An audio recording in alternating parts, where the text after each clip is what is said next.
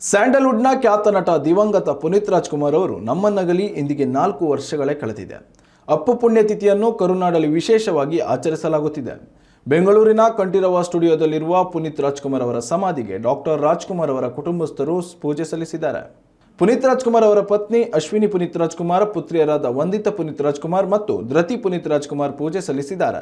ಅಲ್ಲದೆ ಪುನೀತ್ ರಾಜ್ಕುಮಾರ್ ಸಹೋದರರಾದ ನಟ ಶಿವರಾಜ್ ಕುಮಾರ್, ನಟ ರಾಘವೇಂದ್ರ ರಾಜ್ಕುಮಾರ್ ಹಾಗೂ ನಟ ವಿಜಯ್ ರಾಜ್ಕುಮಾರ್, ಯುವರಾಜ್ ಕುಮಾರ್ ಸೇರಿದಂತೆ ಕುಟುಂಬಸ್ಥರು ಪೂಜೆಯಲ್ಲಿ ಪಾಲ್ಗೊಂಡಿದ್ದಾರೆ. ಪುನೀತ್ ರಾಜ್ಕುಮಾರ್ ಅವರಿಗೆ ಇಷ್ಟವಾದ ತಿಂಡಿ ತಿನಿಸುಗಳನ್ನು, ಸಸ್ಯಾಹಾರಿ ಮತ್ತು ಮಾಂಸಾಹಾರಿ ಅಡುಗೆಗಳನ್ನು ಕುಟುಂಬಸ್ಥರು ಅರ್ಪಿಸಿ ಪೂಜೆ ಸಲ್ಲಿಸಿದ್ದು ವಿಶೇಷವಾಗಿತ್ತು.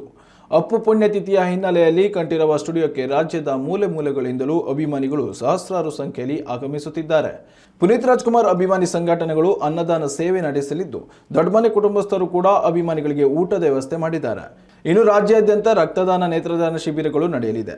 ಶಾಲೆ ಮಕ್ಕಳಿಗೆ ಸಮವಸ್ತ್ರ ಮತ್ತು ಲೇಖನ ಸಾಮಗ್ರಿಗಳ ವಿತರಣೆ, ಬಡವರಿಗೆ ಸಹಾಯ ಮತ್ತು ದೇವಾಲಯಗಳಲ್ಲಿ ವಿಶೇಷ ಪೂಜೆ ಸೇರಿದಂತೆ ನೂರಾರು ಸಮಾಜಮುಖಿ ಕಾರ್ಯಕ್ರಮಗಳು ನಡೆಯುತ್ತಿದೆ.